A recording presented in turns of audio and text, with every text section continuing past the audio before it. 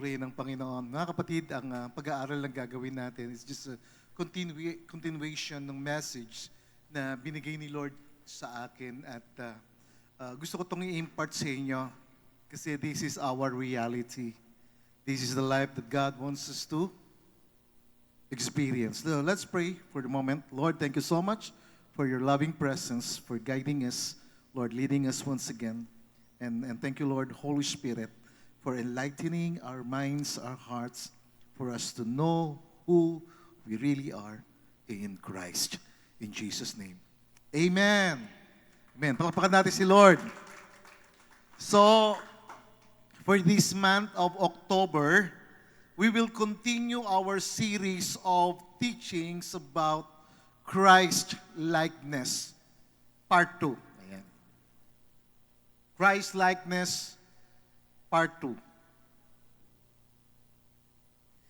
And so, for this Sunday, October 5, ang topic na pag-uusapan natin is about the purpose of Christ-likeness and the process. Kasi spiritual journey natin ito, yung process.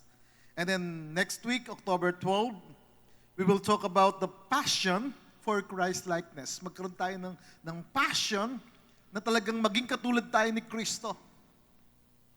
Passion for Christ-likeness. And the power of Christ-likeness is about living by the Spirit.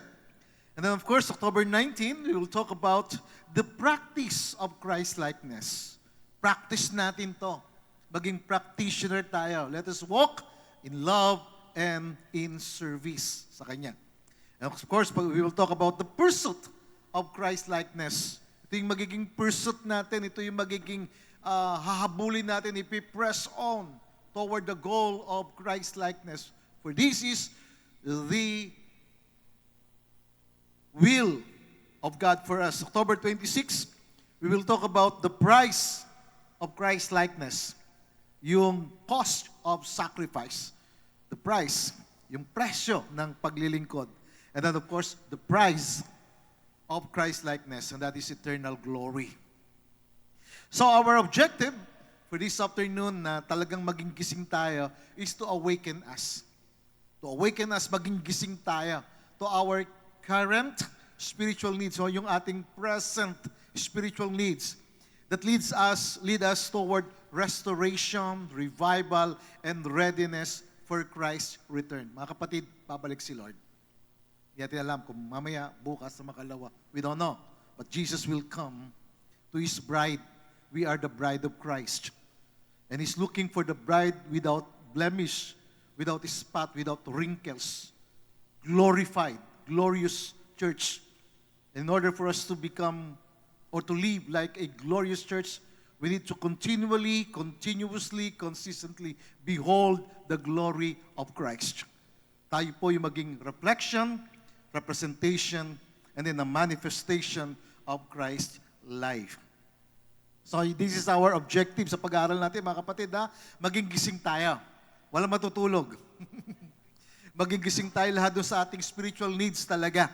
Itong kailangan natin, restoration, ma-restore tayo doon sa talagang position natin, and then ma-revive tayo. Karoon ng revival sa atin. Kasi kung lahat tayo kamukha ni Kristo, namumuhay ng katulad ni Kristo, nagsasalita na katulad ni Kristo, nag-iisip na katulad ni Kristo, revival ito, mga kapatid. Kasi madadama ng tao yung pag-ibig ni Kristo na nasa atin. May extend natin yung pagmamahal ni Lord. And of course, for us to be ready.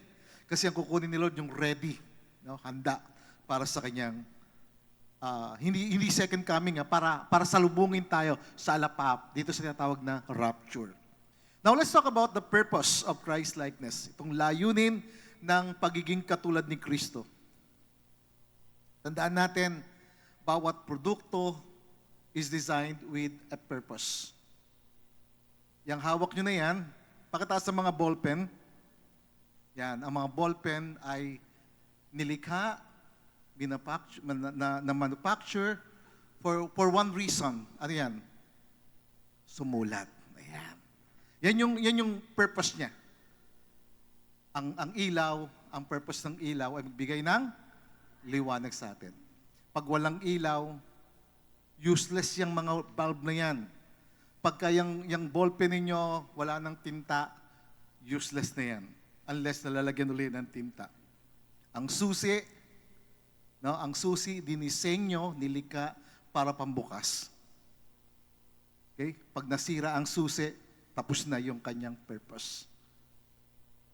When something does not fulfill its purpose, it becomes useless or misplaced. Pag nawala na yung purpose ng isang bagay, kung paano siya nilikha, wala na siyang kalalagyan o wala na siyang dahilan para manatili pa. The same with us. In the same way, when we are not fulfilling our purpose, kapag hindi natin nagagawa yung layunin kung bakit tayo pinatawad, niligtas,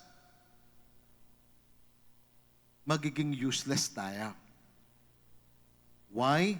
Because the truth is, we were created and redeemed with a purpose. Ang purpose natin, maging katulad ni Kristo. That is our purpose, to be like Christ. Maging katulad tayo ng Panginoong Jesucristo. And Jesus is our greatest example. That's why we talk about becoming like Christ, living like Christ. We talk about beholding. We talk about being one with Christ, joining with Christ. You see, Christ-likeness is not just about personal growth or religious behavior or behavioral modification. Christ-likeness, it has a divine purpose that impacts our relationship with God, our witness to the world, and our eternal destiny. That is Christ-likeness. It is a divine purpose. Kaya may purpose tayo. May layunin ka. Bilang nanay, ang purpose mo ay nasa pamilya mo, na ikaw ay maging representative ni Lord sa pamilya mo. Bilang tatay, your purpose is to become representative, reflection ni Lord sa pamilya mo. At bilang anak, no, representative ka ni Lord, reflection ka ni Lord sa pamilya mo, sa magulang mo, sa mga kaibigan mo. That is your purpose. Yan yung reason why God has called you. That is the reason why God is saved, that you were born, pinanganak ka at niligtas. So, becoming like Christ is not an option for some Christians. Hindi natin ito option. It is our ultimate purpose. It is the ultimate goal of God for us to become like Jesus Christ, na maging katulad tayo ng Panginoon. Tandaan natin ang salamin. Kaya tayo tumitingin sa salamin, kasi ang purpose ng salamin ay makita ka na nakaharap sa salamin. Okay? Yun ang purpose ng salamin. Yun yung reason bakit may salamin. Pagka ang salamin ay hindi sumasalamin sa'yo, hindi nakikita yung kagandahan ninyo, ayan.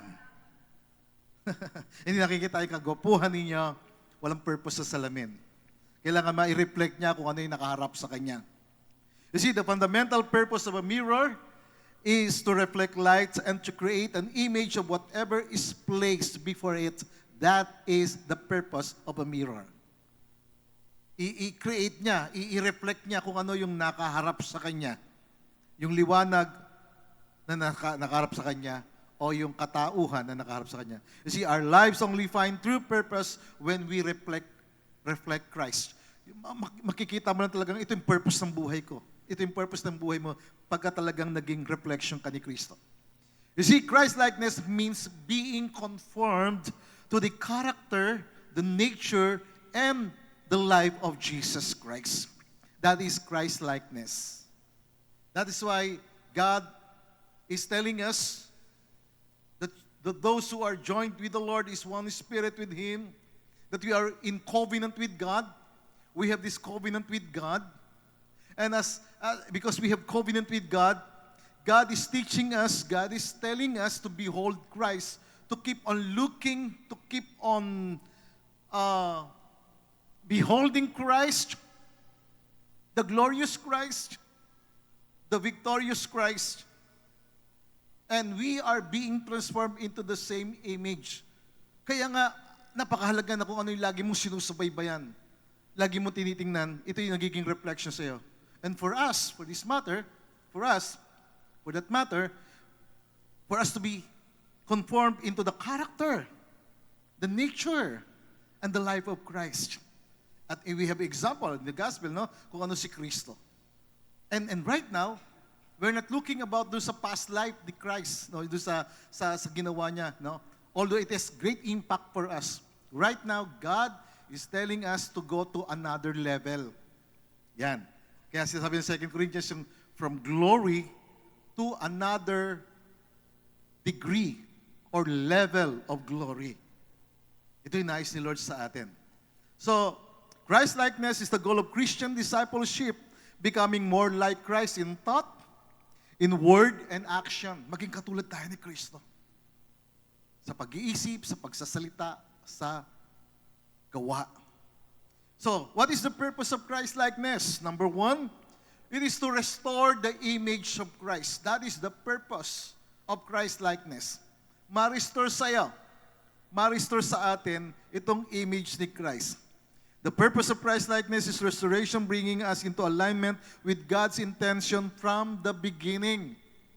Mai-align tayo, maiakma tayo, maibalik tayo, ma-restore. In other words, doon sa intentional design, intentional, original intention of God. From the beginning, God created man in His image. Talagang ito tayo eh. Ito yung pagkalikha niya sa tao in His image. Sabi nga ng Genesis 1:26, then God said, let us. Yung word na us doon, Father, Son, and the Holy Spirit. The Amplified Bible is telling us about us. US or us. It talks about the Father, not angel. Ang kausap ni Lord dyan, hindi angel. Ang kausap ng Ama, ang Anak, ang Espiritu. And He said, let us. Kaya hindi tayo nilikha ayon sa wangis ng angel. Hindi natin kamukha ang angel. Magiging katulad tayo ng angel sa second life, powerful, na makakapunta tayo sa isang lugar just in a second. Yun yung power ng angel. Magiging katulad tayo ng angel. Pero, hindi tayo magiging kamukha ng angel. Because our ultimate goal, ultimate plan of God for us is to be conformed into the image of Jesus Christ. Kaya nga, God said, let us, Father, Son, Holy Spirit, make man in our image, according to our likeness. Not physical, but a spiritual personality and moral likeness. And God said, let them have complete authority. That is the reason why, the very purpose why God created man. Nilikha ng Diyos ang tao sa ganitong purpose, maging katulad niya, maging kawangis niya. Full of power, full of authority. Kaya yung religious o yung tinatawag na scientific point of view na nilikha ang tao ayon sa unggoy, hindi totoo yun. Kaya pag kami nakakita, bakit iba mukhang ano? Hindi. Kaya nga mayroong mag-asawa, tinanong ng anak, sabi nung anak, Nay, ang tao ba galing sa unggoy? Sabi ng nanay, oo anak, magmula tayo doon sa unggoy. Yun ang evolution ng buhay natin. So yung anak, pumunta naman sa tatay, Tay, nagmula po ba tayo sa unggoy? Hindi, nilikha tayo ng Diyos ay sa kanyang wangis. Bakit si nanay? Sabi niya, mula sa lahi ng unggoy. Dinidescribe lang ni nanay yung generation nila.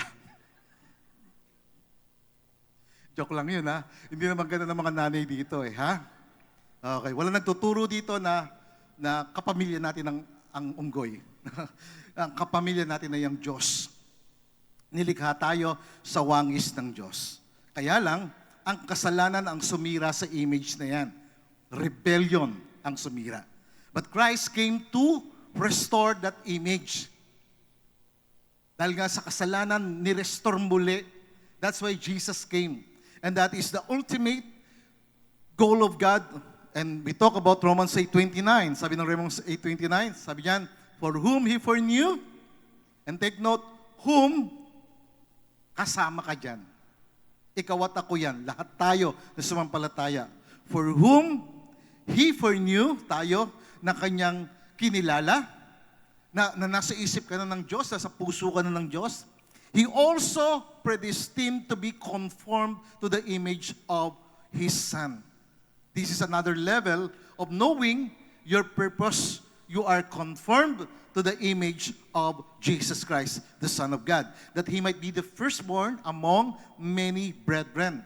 That's why Jesus came to restore that image na dinistort, sinira, tinwis ng diablo.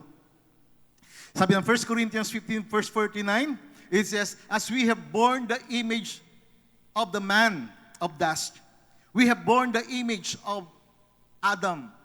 Kaya nga, if you will read that Genesis, in Genesis chapter 5, no, yung anak ni Adam, kamukha niya na. Hindi nakawangis ng Diyos. Kasi si Adam, he fell into sin. Nahulog sa kasalanan. Kaya ang salinlahi ng tao, naging kamukha na ni Adan. Nahubog sa kasalanan. But Jesus came.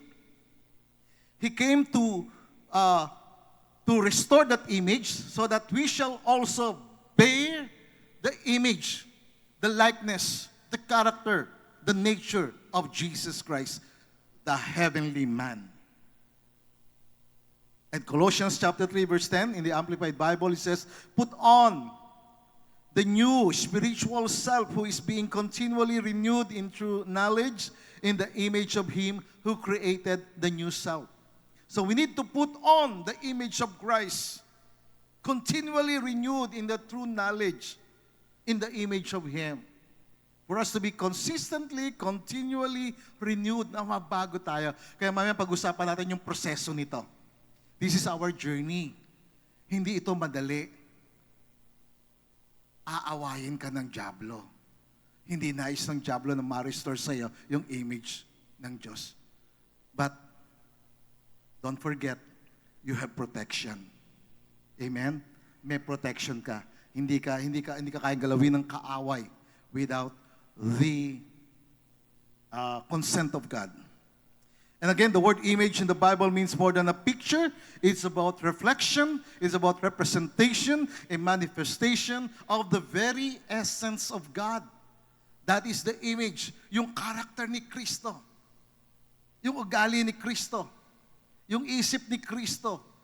Yung personality ni Kristo.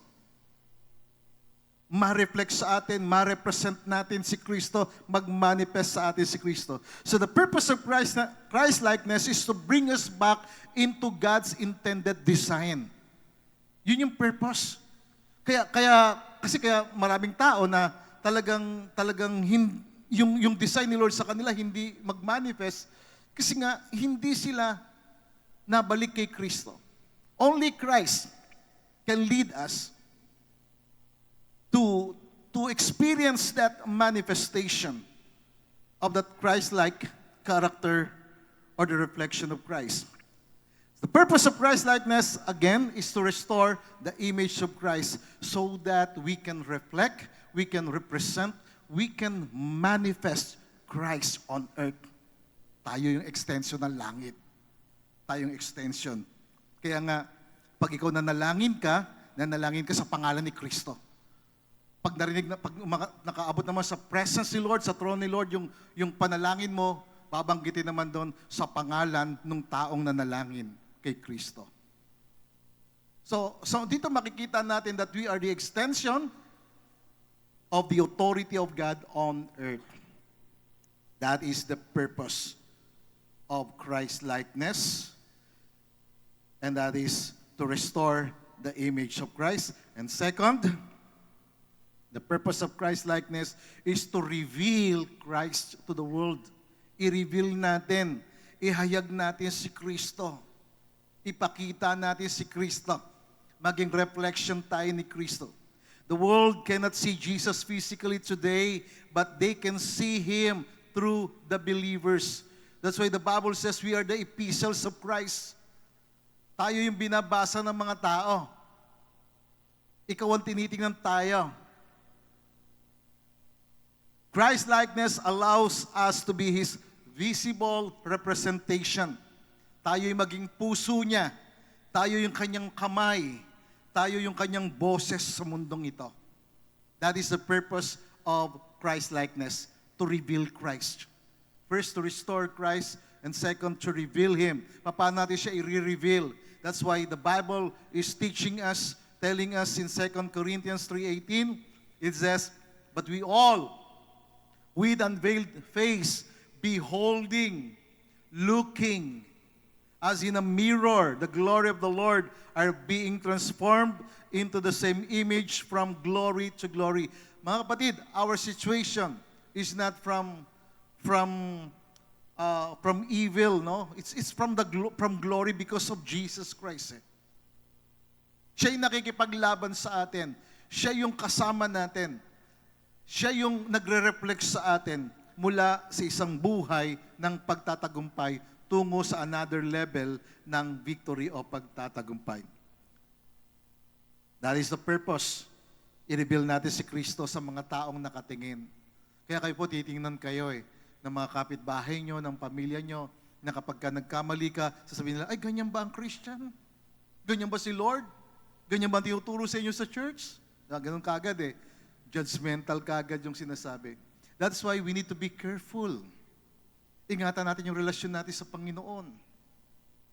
Hayaan natin tayo patuloy na hubugin, ihulma ng Panginoon ayon sa kanyang character. Through meditation of the Word. Through prayer and worship. The more we worship Him, the more He reflects His presence to us. Na tayo po ay maging reflection niya. In example ko kanina yung salamin. Ang salamin, kapag ito ay marumi at basag, hindi ito nagre-reflect ng tamang image. Right? But kapag ang salamin malinis siya, it perfectly reflects what stands before it. Talagang perpekto. Kaya doon sa salamin na yan, ang daming tumatayo doon. Di ba? Dami. Nakita nyo naman ang mga itsura ng ating mga kabataan. Talagang magaganda.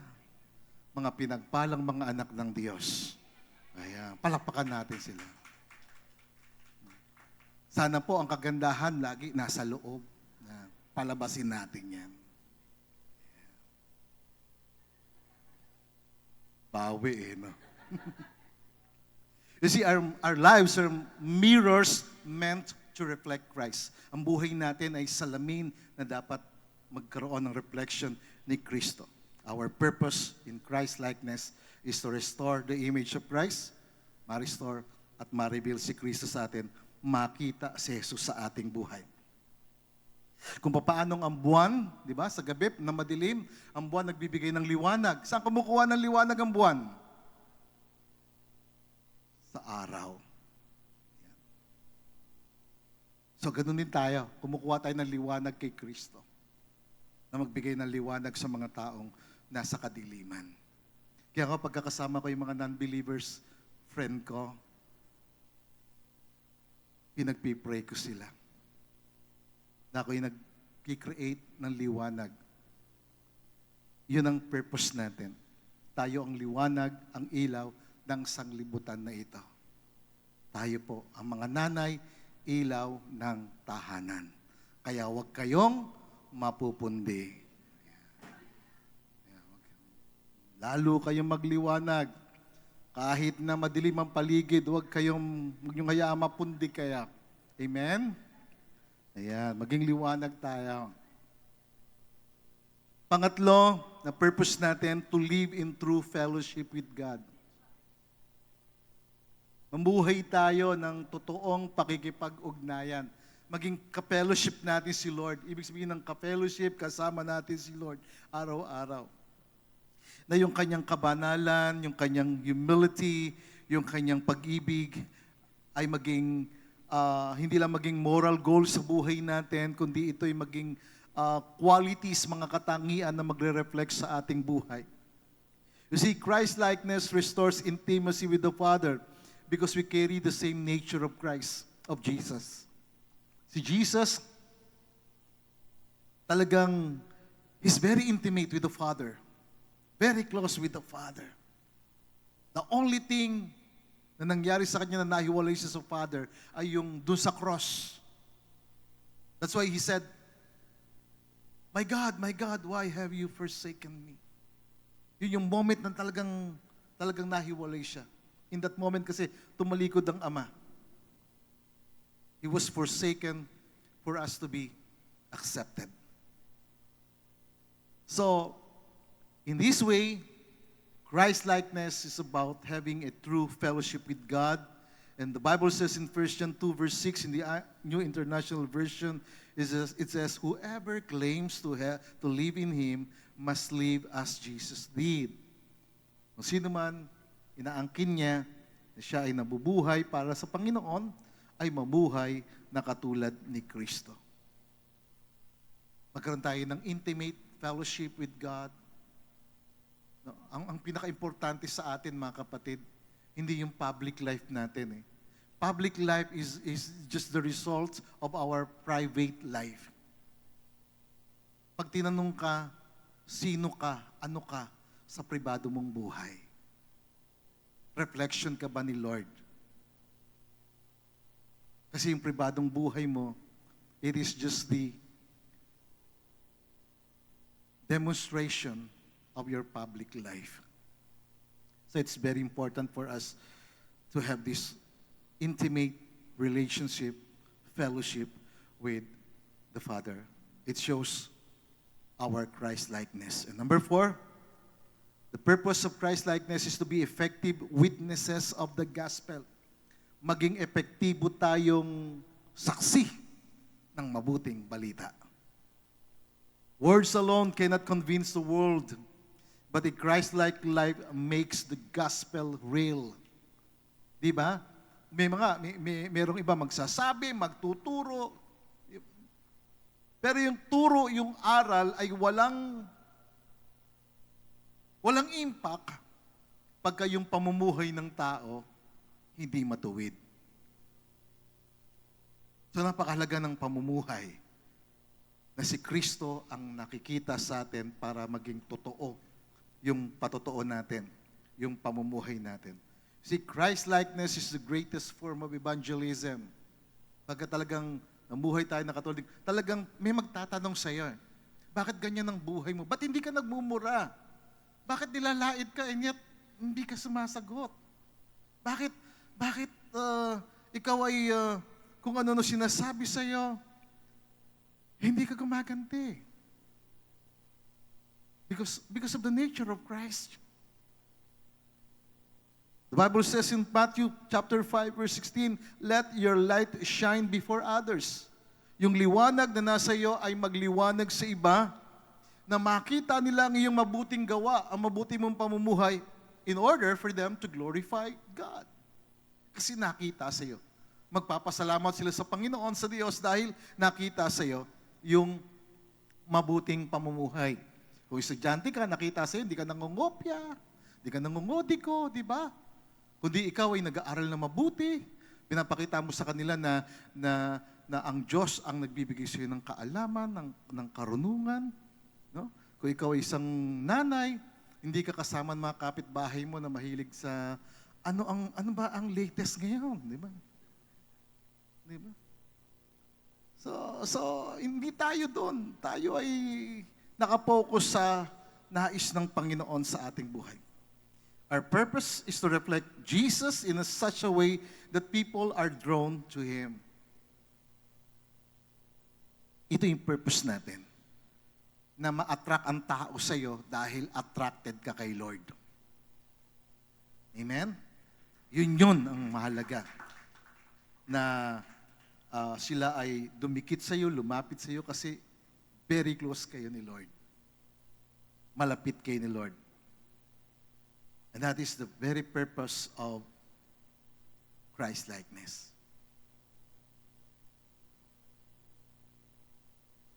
To be effective witness. And last, to prepare us for eternal glory. Ihanda tayo sa isang walang hanggan na kaluwalhatian. Walang hanggan na buhay. Walang hanggan na pagpapala. Words are not enough to describe that eternal glory. Christ-likeness on earth is preparation. Kaya yung goal natin is to awaken us to our current or present spiritual needs. Yung kailangan natin talaga. Ano yung kailangan natin? Restoration. Ma-restore tayo doon sa purpose ni Lord.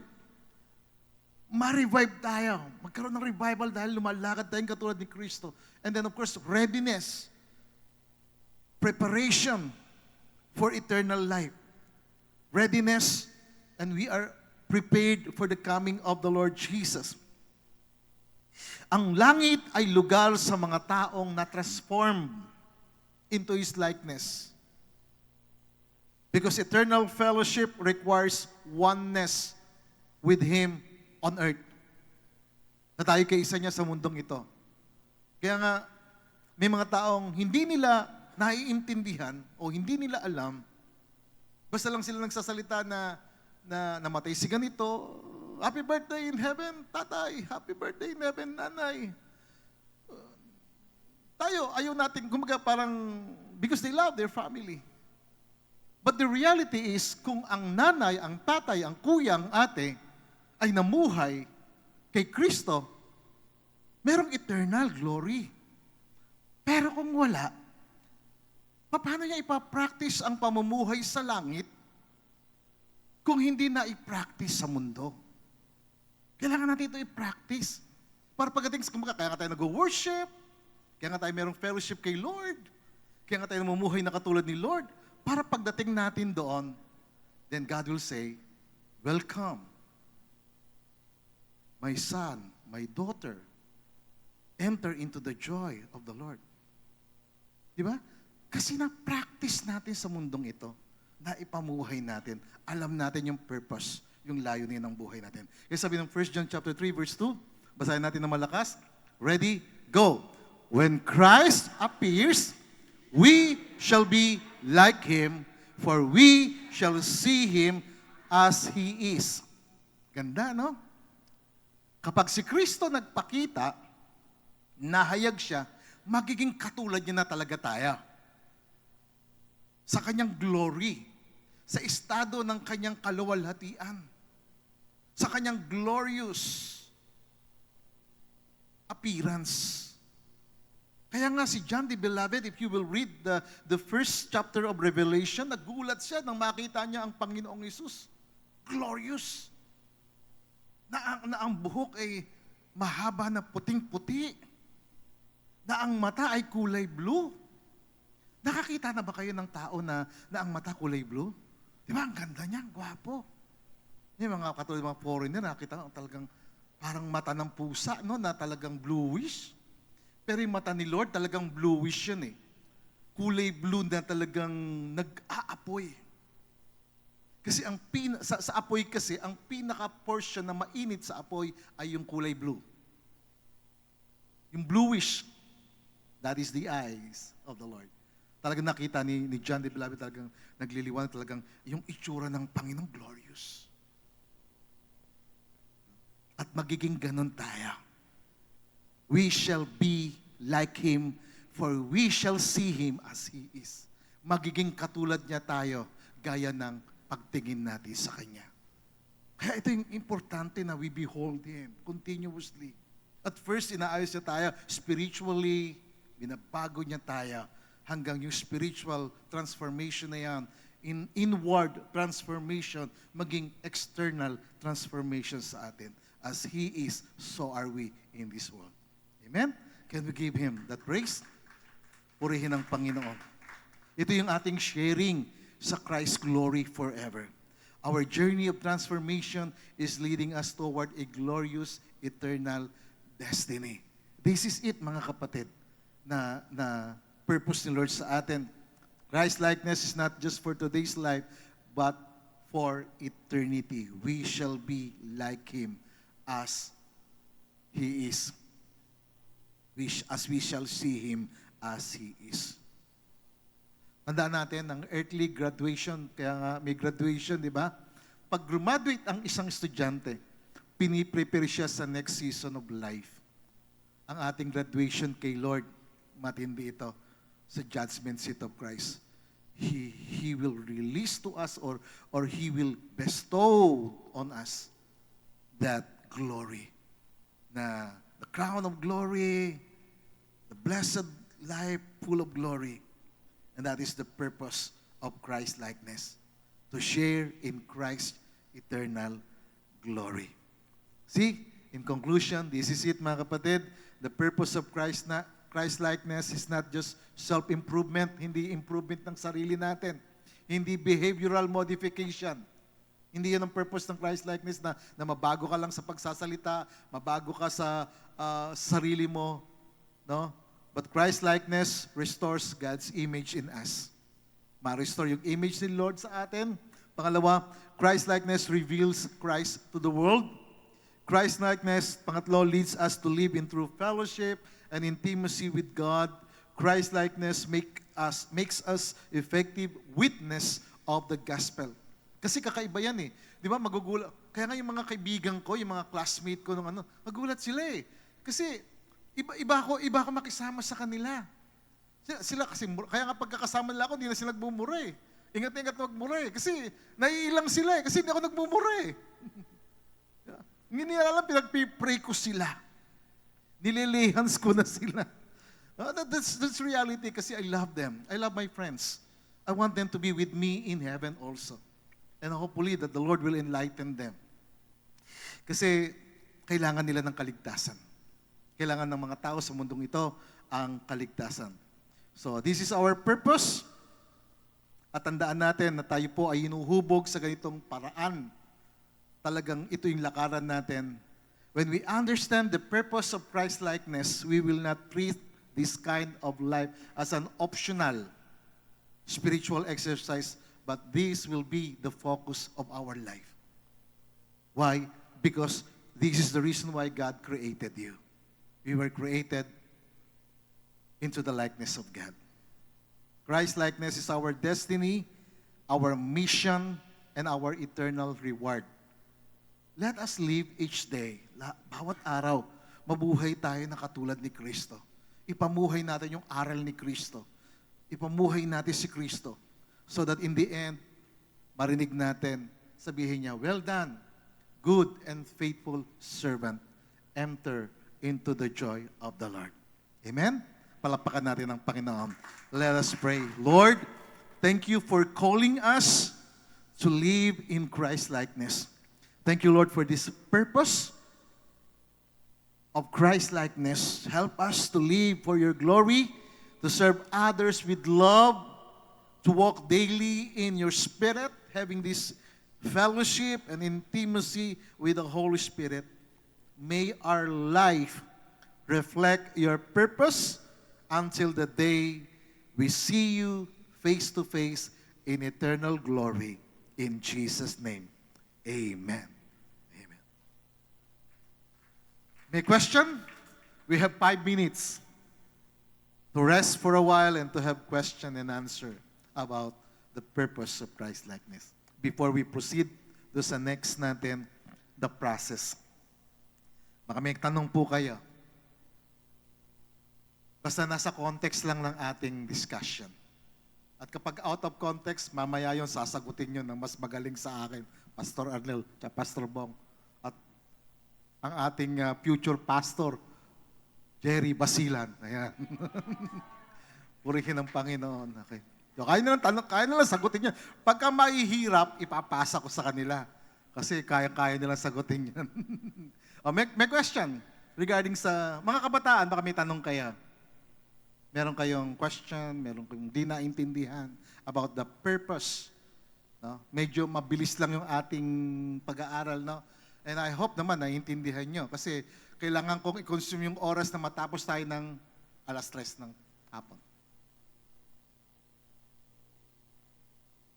Sino may tanong? Question about the purpose of Christ-likeness. Kasi napakahalagang aral ito, mga kapatid. Importante ito. Pwedeng umattend ka lang ng church for the sake of attending the church. No? Pero kapag hindi ka naging katulad ni Kristo, useless ang purpose ng iyong buhay. Kasi ito talaga yung purpose natin maging katulad ni Kristo. Hubugin tayo sa itsura, sa anyo ni Kristo. At pag hindi nangyari yon, sayang ang pagpapagod natin. Sayang ang paglilingkod pag hindi tayo nahubog katulad ni Kristo. Mananatili lamang tayong maliit na simbahan na walang impact, walang nagawa sa community. Kaya ang Church of Acts during the time, they have that great impact in the community because they live like Christ. Namuhay silang katulad ni Kristo. Empowered by the Holy Spirit. Full of the power and and anointing of the Holy Spirit because they live like Christ. Yan, mabilis na dumaloy sa kanila yung kapangyarihan. Any question? Kung i-reserve nyo na yung question nyo mamaya kasi pasok na tayo dito sa ating pangalawang session. It's the process, yung proseso. The process of Christ-likeness. Ano Tagalog ng process? Proseso. Another Tagalog ng process? Yan, yung pagdadaanan natin. Okay. Ito yung dadaanan natin, yung proseso na yan ng Christ-likeness. The process of Christ-likeness refers to the spiritual journey by which a believer is progressively transformed into the image, character, and nature of Jesus Christ. Ito yung kailangan nating daanan. Kaya nga sabi ni Lord, no, may daan na maluwag at maraming dumadaan doon. Pero ang daan patungo sa buhay na walang hanggan ay makitid na daan. Bakit makitid? Kasi doon tayo hinuhulma. Talagang yun ang journey natin. Para talagang totally matransform tayo into the image, into the character of Christ. Wala tayong reklamo, wala tayong complaint sa buhay, wala tayong agam-agam sa buhay, wala tayong ibang iniisip, kundi si Kristo. And the rest of our problem, He will solve that. Sagutin niya yan. Sabihin niya sa'yo, relax ka lang. Sagot kita. Hindi kita pababayaan. This is our assurance with Him. Never kami pinabayaan ng Panginoon. Simula kami sa talagang scratch. Walang-wala. No? Talagang, it's all about the grace of God. We experience the signs, wonders, and miracles of God. No? Hindi kami nagwo-wonder because we experience the wonders of the Lord because He is wonderful. Hindi kami namamangha sa mga nangyayari sa aming buhay o nag-aalala kasi siya yung kumikilos. So this is the process. This is our journey. It is not instant. It's a lifelong process of growth, maturity, and transformation through the work of the Holy Spirit. Mga kapatid, lifelong process to ng paglago, ng maturity, ng pag-unlad natin. Mentally, emotionally, spiritually, and then physically, and of course, materially, financially. Kasama na yan. Lifelong process ito. Na si Kristo ay maging reflection sa ating buhay. Christ-likeness is not an automatic at conversion. Hindi siya automatic. Kumbaga si Adam, nung nilikha siya na talagang di ba? Yung itsura niya eh. But spiritually immature siya.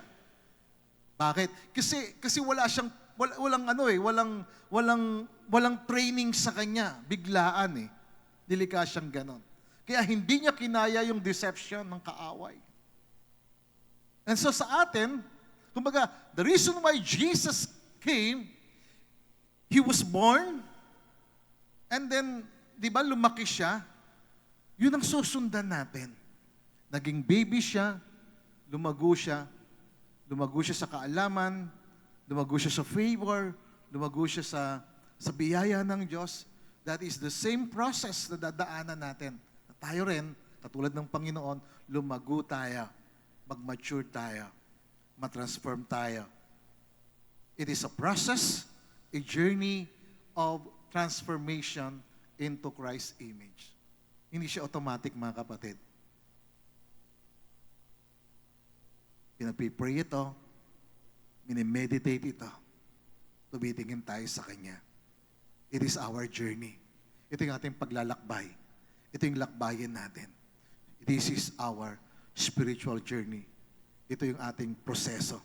Romans 8:29, for those, again, whom He foreknew, sila, kasama tayo rito sa those whom He foreknew, of whom, tayo yun, He was aware and loved beforehand, He also destined from the beginning for ordaining them to be molded into the image of His Son, and share inwardly His likeness, that He, Jesus Christ, might become the firstborn among many brethren. Siya yung ating panganay, na kapatid, na kuya, na Panginoon, na kaibigan, ang Panginoong Hesus. Na tayo ay maihulma, maihubog sa Kanyang image. And that image is His character, His nature, His being, His personality. 2 Corinthians 3:18, again, it says, and all of us with unveiled face, because we continue to behold in the Word of God, we continue to behold in the Word of God as in a mirror the glory of the Lord.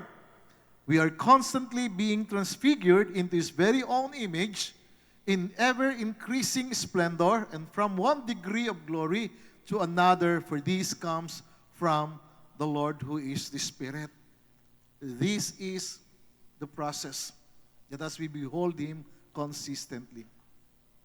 Si Michelangelo, isang araw, kinausap siya, sinabihan siya, bakit napakaganda ng pagkakahubog mo doon sa imahe ni David? Talagang marmol na image ni David. Kaya mga magagaling na sculptor, di ba, napapalabas nila yung image na gusto nila doon sa kahoy o sa bato. At sinabi sa kanya, kay Michelangelo, sabi niya, bakit ang ganda ng pagkakagawa mo? Simple lang ang sagot niya. Sabi niya, inalis na lang yung pangit. Inalis na lang yung hindi akma para sa kanya. The same with us. This is how God works in us. Inaalis ni Lord sa atin yung pong pride natin, yung selfishness natin, yung ating unbelief or unforgiveness until the image of Christ is revealed in us. Christ-likeness doesn't happen instantly. Hindi madali yung paghuhulma, yung paghubog, yung pag-ukit sa kahoy o sa bato. Hindi madali yung ginagawa ni Lord sa atin. Hindi madali yan . Talagang yung pagtsatsaga ni Lord sa atin . Talagang ako, tsinaga ako ni Lord . Kaya sabihin mo sa katabi mo, ang haba ng pasensya ni Lord sa iyo. Ang haba. Tell you honestly, kahit na sa wife ko ang haba ng pasensya niya sa akin.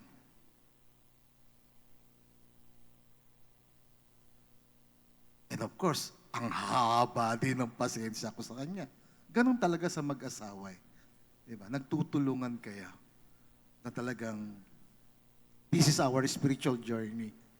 It is the process of transformation. You see, ang Diyos nag-aalis ng pride sa ating buhay.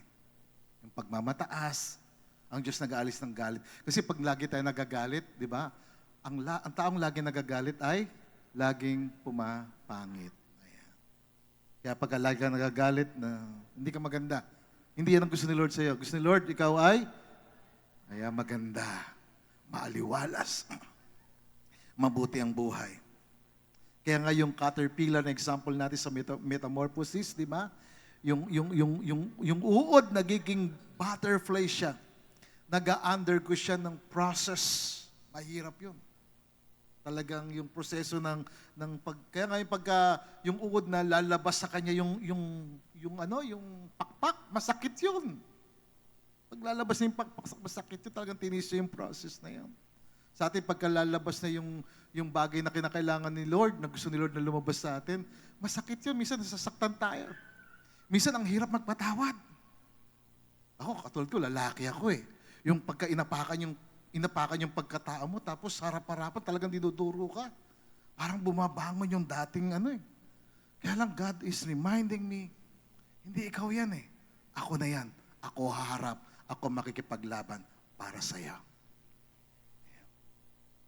Kaya, ang Panginoon nakipaglaban para sa'yo, just rest in the Lord. At siya magtatanggol para sa'yo. Siya makikipaglaban para sa'yo. Now today, is this the question again? What is the process? Ano yung proseso ng Christ-likeness in a believer's life? Ano itong process na ito? Para yung image si Kristo makita sa atin. Ano yung proseso? First, it begins with a new birth. Tandaan natin, ang starting point ng Christ-likeness ay sa pagiging born again. Pag hindi ka na born again, hindi ka magbabago na katulad ni Kristo. Kasi ang born again experience ay kapanganakan si Espiritu. Kasi ang Espiritu natin namatay. Kaya ang born again experience, hindi siya religion. Hindi siya religion. Ibig sabihin ng born again, ipinanganak yung Espiritu mo. Bakit? Kasi yung Espiritu natin namatay. Paano namatay? Dahil sa kasalanan. Kaya nung sinabi ng Diyos kay Adam and Eve, pag kinain yung bunga ng pagkakilala na mabuti at masama, mamamatay kaya. At si Eve, kinain niya, hindi siya namatay. Pero nung kinain ni Adam, yung bunga, doon nagsimula. Kasi yung instruction, yung command na kay Adam. And then, because of that, namatay ang tao spiritually. Yung espiritu nila, nakaugnay sa Diyos, namatay. Kaya ang tao nun, ay hinahanap lagi ang Diyos kasi nasa puso niya yan. Hinahanap niya. Kaya may sumasamba sa kahoy, may sumasamba sa bato, naghahanap siya ng pag-uukulan ng pagsamba. But still, man, the human being are dead in sin. We're dead. Patay tayo. Kaya ang simula ng Christ-likeness, pagiging katulad ni Kristo, simula, ang starting point ay ang born again. That's why 1 Peter said in 1 verse 23, it says, you have been born again. That is, you are reborn from above, spiritually transformed, renewed, set apart for His purpose, not of seed which is perishable. Kaya tayo na born again, na ipanganak na muli dahil tinanggap natin yung binhi, that incorruptible seed, imperishable seed, immortal, that is through the living and everlasting Word of God. So that is the born again experience. That is the starting point for living and to experience that transformation of being Christ-like. Christ-likeness begins at salvation when we receive Jesus Christ as our Lord and Savior. Doon nagsimula yon. Kaya nga, proseso yon. Kaya kita nyo, kahit ngayon, 39 years na ako kay Lord, still under construction, under renovation. Next year, mag-celebrate ako ng 40th year. So I'm so thankful and grateful to God kasi ang haba ng pasensya ni Lord sa akin. Talagang gusto niya ako makasama for eternity. And that is also the desire of my heart. Kaya nga, ang prayer ko sa Kanya, Lord, huwag akong mahiwalay sa iyo. Kasi pag nahiwalay ako sa Panginoon, magiging kurap ako. Ang tao nagiging kurap pag nahiwalay sa Panginoon. And don't forget, we are born not of corruptible seed, but of incorruptible. We have this nature that is incorruptible, the nature of Christ, that is immortal, everlasting, imperishable, living, and everlasting through the Word of God. Through His Word that has been planted in us, in our spirit, we become partakers, sharers in the divine nature, like what 2 Peter chapter 1 verse 4 says. In the New Living Translation, it says, because of His glory and excellence, He has given us great and precious promises. These are the promises that enable you, no? Take note of this. These are the promises, the Word of God, the incorruptible seed. The Word of God is the incorruptible seed that enable us, nagbigay sa atin ng kapangyarihan, ng kalakasan, ng pagkakataon to share in His divine nature, and for us, take note of the word, to escape, that highlighted word, escape the world's corruption caused by human desires. Yung human desire, yun nag-create ng corruption sa puso at buhay ng tao. Kaya nga, because dinidesire ng isang tao yung pera, kahit marami ng pera, nakaw pa rin ng nakaw. Kuha pa rin ng kuha ng pera. Para lamang masatisfy yung cravings, yung desire, because of corruption. Ito yung panahon natin ngayon.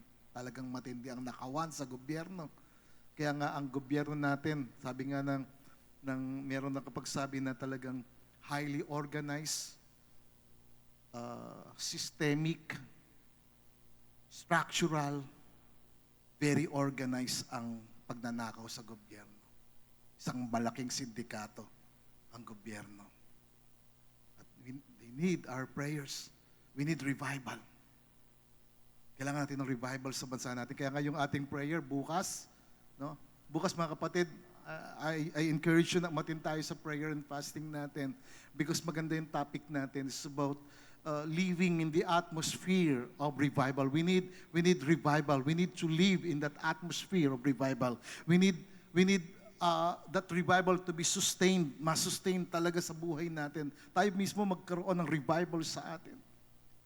Tayo mismo gamitin ng Panginoon para sa mga namumuno sa ating gobyerno. Marinig nila yung message ni Lord. Yung mahipo sila ni Lord sa pamagitan ng ating panalangin. And of course, maraming Christian churches ngayon nagpipray para sa gobyerno natin. Kasi ang tindi, rampant ang corruption. Embedded, rooted na ang system ng corruption sa bansa natin because of human desires. And we, as God's people here, tayo po ay beneficiary, no? Recipient tayo ng nature ni Lord because of that incorruptible seed, binhi ng salita ng Panginoon. We are born again into His likeness. This is just the starting point. Gaya din na sinabi sa James 1 verse 18. Sabi sa James 1:18, it was of His own will that He gave us birth.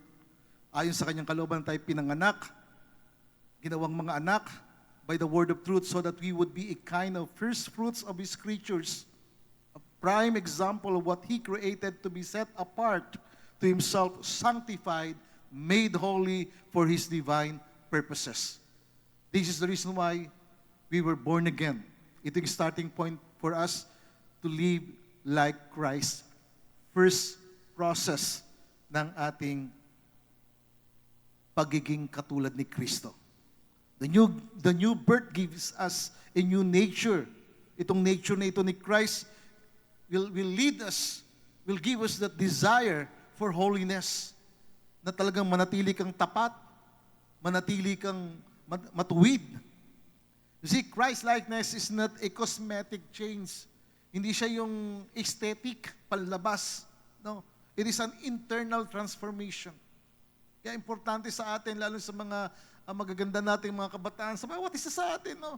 Hindi ang panlabas na nakagandaan, kundi yung panloob, no? Na mailalabas. Maipakita yung panloob na kagandahan. And by the way, kahit na hindi maganda, nagiging maganda na rin pagka maganda ang pag-uugali. Tama? Pinagaganda ng Panginoon. Ako, hindi ako pogi, pero inaayos ni Lord.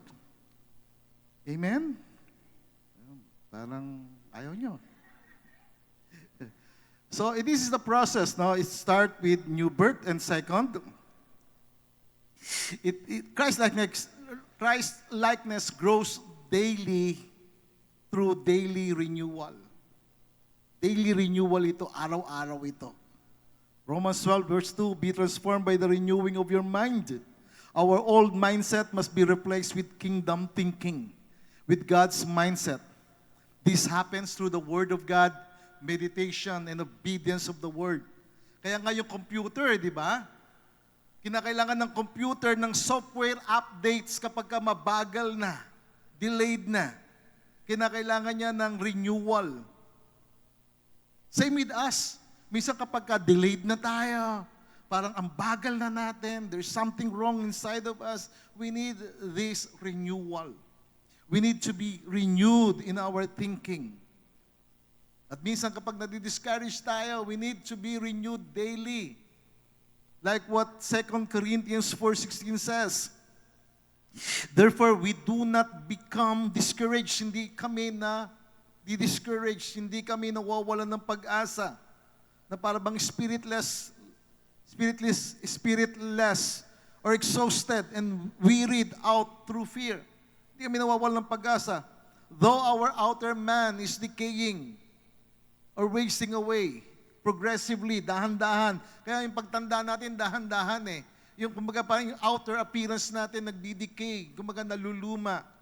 But Paul said, because of our relationship with Jesus, our inner self is being progressively renewed day by day. As we focus on Jesus, inaayos niya yung ating kalooban. This is the process. Minsan mahirap, but we need to subject ourselves. We need to obey for Him to change us, to transform us every day. Spiritual growth is daily. It is not occasional. Araw-araw ito. We need to pray. We need to worship. We need to study the Bible. We need to obey. These are the tools that the Holy Spirit uses for us to renew our minds. Kaya nga, di ba, ngayon parang ang hirap na tanghaling tapat, parang alauna, alas dos, nag-aaral tayo. No? Pero we need to study. We need to learn more. Kasi sabi ni Jesus, learn of me, for I am gentle. We need to learn of Him and to know Him. That's why Paul's desire is to know Him and the power of His resurrection. Ang tindi na ng inaral ni Paul, matindi yung kanyang background, yung kanyang filosofiya, yung kanyang study sa buhay, and yet lahat ng kanyang mga pinag-aralan, lahat ng kanyang mga pinagsikapan, para lamang itong basura for him to know Jesus Christ. And there must be a process. It is a daily renewal. Yun yung proseso natin. And third, Christ-likeness develops through trials and testing. Nadidevelop yung pagiging katulad at kamukha ni Kristo sa pamagitan ng pagharap sa pagsubok at problema. Hindi mawawala ang trials, hindi mawawala yung mga challenges sa buhay natin. Hindi mawawala yan. Kailangan natin yan. Kailangan natin yan. Because these trials refine our character. Ito yung muhubog sa ating pag-uugali. That's why the Bible says in James 1, verse 2, it says, "My brethren, count it all joy when you fall into various trials."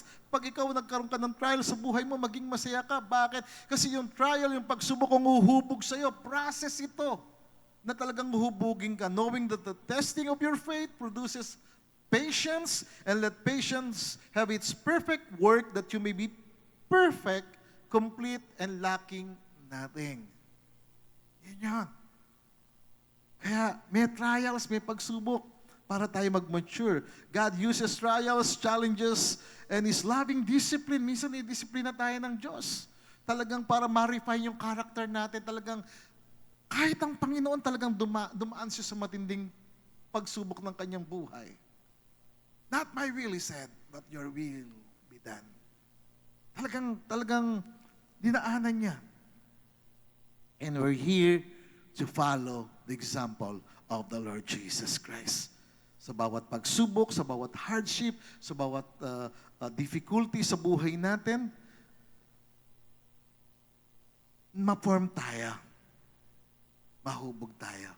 Tandaan natin, ang ginto dumadaan sa apoy para manatiling lantay na ginto. The same with us, kinakailangan nating dumaan sa mga apoy ng pagsubok upang tayo po ay lalong mahubog at maging katulad ng Panginoon. Kaya nga, in Christ-likeness, nadidevelop ito through trials and testing. Tandaan natin yun. At pangapat, Christ-likeness requires cooperation with the Holy Spirit. If we want to live like Christ, we need to cooperate. We need to fellowship with the Holy Spirit. We need to develop that intimacy with the Holy Spirit. Transformation is the Spirit's work. It is the leading and guidance of the Holy Spirit. It requires our surrender. Galatians chapter 5, verse 16, I say then, walk in the Spirit, and you shall not fulfill the lust of the flesh. Lumakad tayo sa Espiritu at hindi tayo pananaigan o hindi tayo mabubuhay sa laman. It's the work of the Holy Spirit. Again, in the Amplified Bible, it says, I say, walk habitually in the Holy Spirit. Seek Him and be responsive to His guidance. Allow the Holy Spirit to mold you through Jesus. Kasi ang Holy Spirit lamang ang magbibigay sa iyo ng anyo, ng paghubog na katulad ni Kristo. Why? Because He is the Spirit of Christ. Para maghubog tayo sa image ni Kristo, let the Holy Spirit work His works in us. Gumawa siya sa atin. Christ-likeness is impossible by human strength. That's why it requires the power of the Holy Spirit. It is the work of the Holy Spirit. And so as we yield, as we surrender to the Holy Spirit, kumbaga, ilalagay niya sa atin yung kanyang pag-ibig, yung kanyang kagalakan, yung fruit of the Holy Spirit. I-reveal niya sa atin. Joy, patience, peace, patience, kindness, goodness, gentleness, faithfulness, and self-control.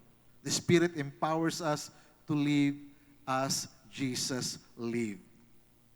Kaya nga, ang putik, no, yung clay, no, inuhulma siya para sa para maging isang napakagandang palayok.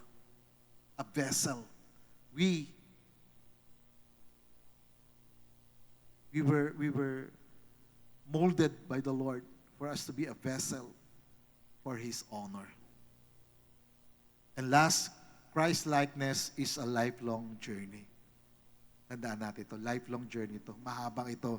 Pero dahil ang Panginoon nagsimula ng mabuting gawa sa atin, itutuloy niya ito. Philippians 1 verse 6, He who began a good work in you, He will carry it on to completion until the day of Jesus Christ. Ang ganda sa Amplified Bible. Sabi sa Amplified Bible, I am convinced and sure of this very thing, that He who began a good work in you will continue until the day of Jesus Christ. Siya na nagpasimula ng mabuting gawa, tutuloy niya to. Tutuloy niya to. Pagkasabi sa katabi mo, itutuloy ito ng Panginoon sa iyo. Hindi ka niya papabayaan. Amen. Hindi ka niya iiwanan. He will never, ever leave you. And 1 John chapter 3 verse 2, it says, when Christ appears, we shall be like Him, for we shall see Him as He is. The process is lifelong, mga kapatid. Mahabang biyahe ito. Mahabang paglalakbay ito. But every step brings us closer to His image. Pupunta tayo sa isang napakagandang lugar. Pinaka-the best na lugar. At ang pinaka-the best na yon ay ang kaharian ng Panginoon. But of course, in order for us to experience that place or to enjoy that place, we need to experience that process of Christ-likeness. So, these are the practical steps in the process. Mabilis lang. Number 1, stay connected to Christ. Kahit anong mangyari, kapatid, huwag kang humiwalay kay Kristo. Abide in Him daily. Pangalawa, feed on God's Word. Pakainin mo yung sarili mo ng salita ng Diyos, yung Spirit, yung feed your mind with God's Word. Let it shape your thinking and behavior. Yung salita ng Diyos ang mag-shape ng iyong kaisipan, ng iyong pag-ugali. Pangatlo, submit to God's pruning. Minsan pinuprune tayo ni Lord, nililinis niya tayo sa pamamagitan ng trials, sa pamamagitan ng mga pagsubok. Accept trials as tools for growth, for maturity. Be filled with the Spirit. Hayaan mo na ikaw ay mapuspos ng banal na Espiritu. Let Him guide and empower you. Keep your eyes on Jesus. Focus on Him, not on your failures. Again, in conclusion, Christ-likeness is a process. Process to, mga kapatid. It starts with the new birth. Sa mga na-born again, pinanganak sa Espiritu, ito yung ating starting point. It grows through daily renewal. It deepens through trials. It requires surrender to the Spirit. It continues until the day we see Christ face to face. Kaya nga, kung paano ang isang sculptor, inaalis siya yung mga bagay na hindi maganda doon sa kanyang inuhubog, the same with us. Proseso ito, mga kapatid. Amen? Can we give God that praise? Thank you, Lord. Thank you for your message, Lord. We yield ourselves to the process of transformation. Remove everything in us that is not of Christ. Tanggalin mo sa amin, Panginoon, ang mga bagay na hindi ayon kay Kristo. Baguhin mo kami araw-araw. Hubugin mo kami sa panahon ng pagsubok. Tulungan mo kaming makipag-cooperate sa banal na Espiritu sa bawat pagsubok, sa bawat problema na dumarating sa aming buhay, maging matatag at matibay ang iyong mga anak. In Jesus' name, Amen.